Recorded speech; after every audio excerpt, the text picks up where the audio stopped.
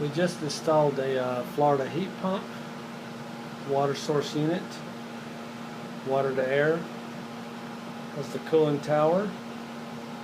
Just want to do a little video on this. You got stainless steel water lines, 3/4 inch, 1 into 1 inch galvanized steel with the shut-off valves.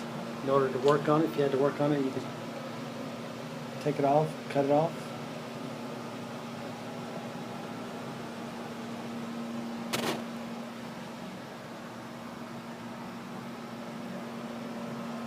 If you have any questions or you need anything to know about Florida heat pumps, give us a call at Jones Air Conditioning and Electrical, 239-596-5855.